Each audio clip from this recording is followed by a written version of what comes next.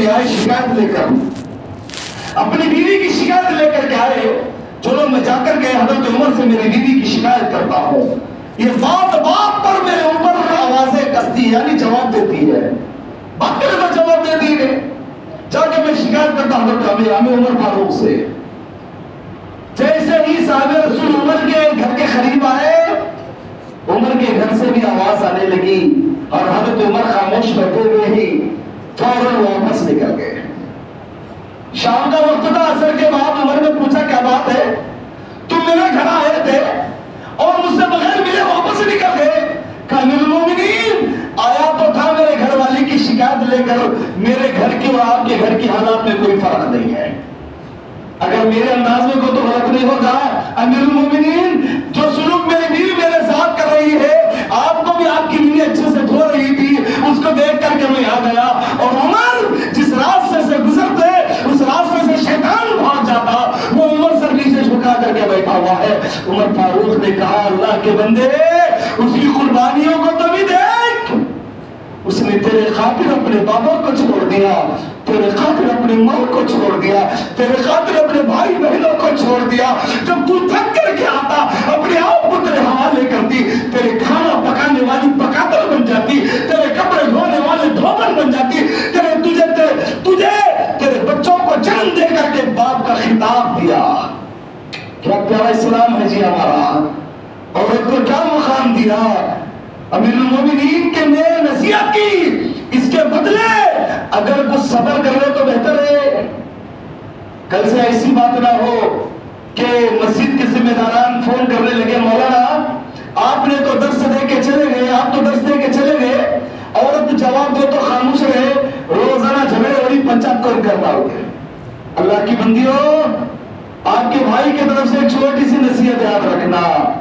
میرے نبی کریم صلی اللہ علیہ وسلم نے فرمایا, اللہ کے نبی کریم صلی اللہ علیہ وسلم نے فرمایا جواب دینا تو دل کی بات. صحابہ کرام آئے کہتے اللہ کے نبی ہم نے یمنی لوگوں کو دیکھا, وہاں کے لوگ اپنے بادشاہ کے سامنے سجدہ کر رہے ہیں, اگر آپ اجازت دے تو ہم آپ کے سامنے سجدہ کریں.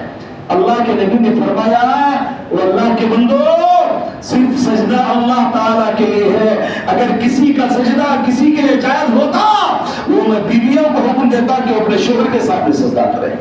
اتنا بڑا مقام ہے, اگر وقت ملتا تو میں اور آپ کچھ باتیں آگے لے کر کے چلتا. اسلام نے عورت کو یہ مقام دیا کہ وہ بیٹی کی شکل میں ہے تو اس طریقے سے جنتی ہے, بہن کی شکل میں ہے تو اس طریقے سے جنتی ہے, بیوی کی شکل میں ہے تو اس طریقے سے تمہارے لیے رحمت ہے. اگر وہ ماں کے شکل میں ہے, اللہ اللہ, اگر وہ خالہ کے شکل میں ہے, اگر وہ پھوپھی کے شکل میں ہے, اللہ اکبر, غور کرنا. اللہ کے نبی کریم صلی اللہ علیہ وسلم نے فرمایا الجنت تحت اقدام الامہات, جنت تمہاری ماں کے قدموں کے نیچے ہے, ان کی خدمت میں ہے, ان کا خیال رکھو, ان کی اطاعت کرو, ان کی فرما برداری کرو. اور اللہ نے طریقہ اپنے کلام مجید میں فرمایا, اگر میرا حافظہ غلطی نہ کرتا ہو, اللہ سبحانہ و تعالیٰ بنی اسرائیل کے اندر فرمایا وَقَضَىٰ رَبُّكَ أَلَّا تَعْبُدُوا إِلَّا إِيَّاهُ وَبِالْوَالِدَيْنِ إِحْسَانًا. کتنے اچھے انداز ہے. وہ لوگوں تمہارے پالنہار نے, تمہارے رب نے اس بات کا فیصلہ کر دیا ہے, اس بات کا فیصلہ کر دیا ہے تم اللہ کے ساتھ میں کسی کو شریک نہ کرو. اور اس کے بعد کیا کہا وَبِالْوَالِدَيْنِ إِحْسَانًا, تمہارے ماں باپ کے ساتھ نیک سلوک کرو, تمہاری ماں کے ساتھ تمہارا سلوک اچھا ہو, تمہاری انداز اچھا ہو. اللہ اللہ کیا بتائے ہم آپ کو, کون سی چیز سنائے ہم آپ کو. اللہ اکبر. پیارے نبی نے فرمایا وہ میرے امت کے لوگوں قیامت کے بارے میں سوال کرتے ہو کہ وہ کب آئے گی. قیامت کا انتظار تم اس وقت تک کرنا جب ایک نوکرانی اپنے بادشاہ کو چلے گی. صحابہ نے فرمایا نوکرانی بادشاہ کو چلے گی, اس کا مطلب ہم نہیں سمجھے. اللہ کے نبی نے فرمایا بیٹیاں اور بیٹے بادشاہ بن جائیں گے اور ماں نوکرانی بن جائے گی. ہونا تو کیا چاہیے تھا, ماں کو اپنا سر پہ کا تاج بنائے, ماں کا خیال رکھے, ماں باپ کے ساتھ حسن سلوک کرے. جس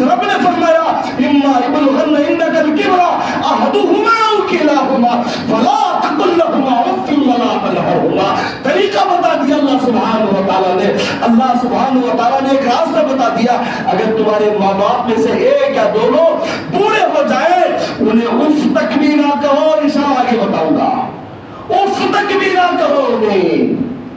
حضرت علی اف کی بات اس انداز سے سمجھاتے تھے، اف اگر ہمارے درمیان کوئی بات چل رہی ہے، ہم اپنے بابوں کو لے کر کے کیا کرتے ہیں؟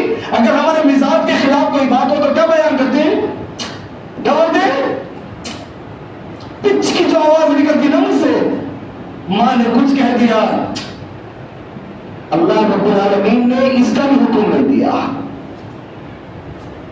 نادانو اپنی ماں کو ڈراتے ہو، اپنے ماں باپ کو گالیاں دیتے ہو، اپنے ماں باپ کے سامنے آنکھوں کو لال کرتے ہو، اور اپنے ماں باپ کو رونے پہ مجبور کر دیتے ہو، اور اپنے ماں باپ کو بتاتے ہو ماں میرے پاس پیسہ ہے، اگر تو ایسی حرکت کرتی رہی میں تجھے گھر کے باہر ڈال دوں گا۔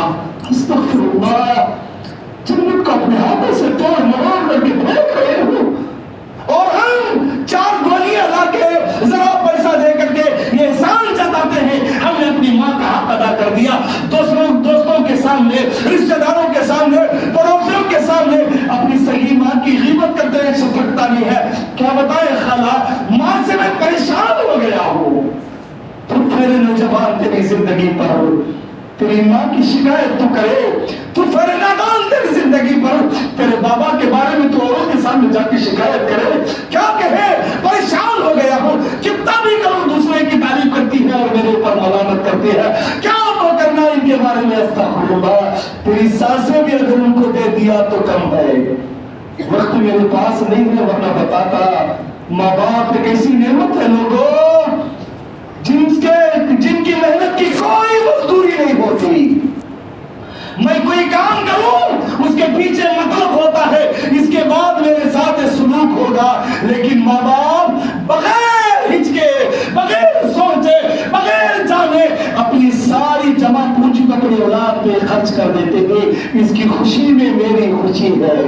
اللہ اللہ، آج ہم 4 گولیاں دلا کر سمجھتے ہیں کہ ہم کامیاب ہو گئے، میں نے حق ادا کر دیا۔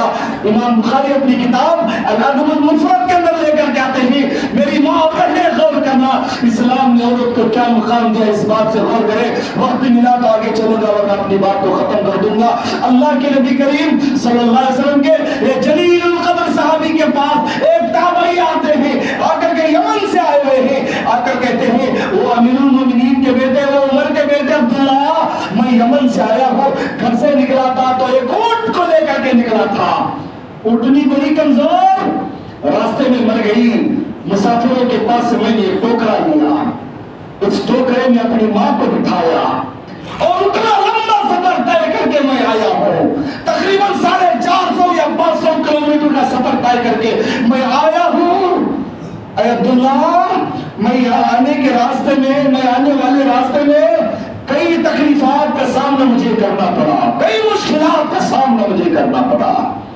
میری ماں کبھی کبھار میرے اوپر پیشاب کر دیتی، میری ماں کبھی کبھار میرے اوپر خلاصت کر دیتی اور وہ ڈر جاتی، سہم جاتی۔ میں اپنی ماں کو دلاسا دیا کرتا، امی غم نہ کرو، کوئی بات نہیں، میں بچہ تھا، میں تیرے گود میں کرتا تھا، تجھے برا نہیں لگا، آج اس کا بدلہ دینے کا وقت آیا ہے، مجھے برا نہیں لگے گا۔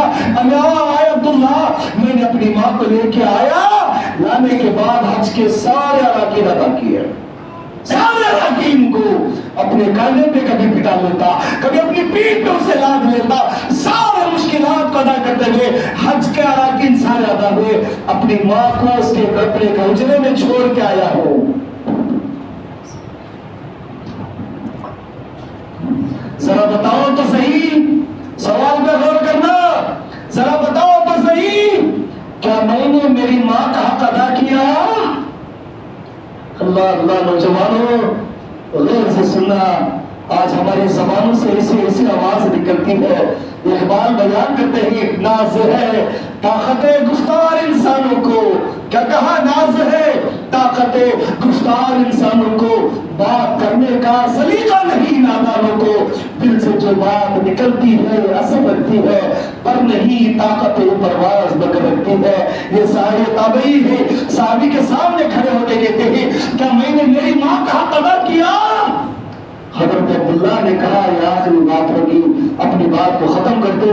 اسلام نے عورت کے مقام ماں کا مقام اس انداز سے بتایا، وہ اللہ کے بندے تیری ماں کا حق ادا کرنے کے بارے میں تو سوال کر رہا ہے، تیری ماں نے تجھے دنیا میں لانے کے لیے ہزاروں تکلیفیں اٹھائی ہیں۔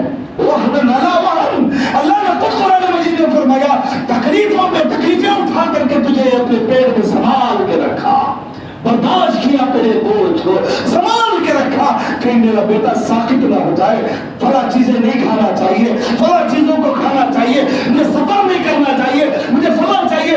ہزاروں تکلیفوں کو برداشت کرتے رہی، 2 سال تجھے اپنے خون کو دودھ بنا کر کے پلاتے رہی، تیری گندگی کو ہنستے ہنستے اٹھا کر کے پاک و صاف کیا۔ وہ ساری چیزیں الگ جگہ پر جب تیری ماں تجھے جنم دے رہی تھی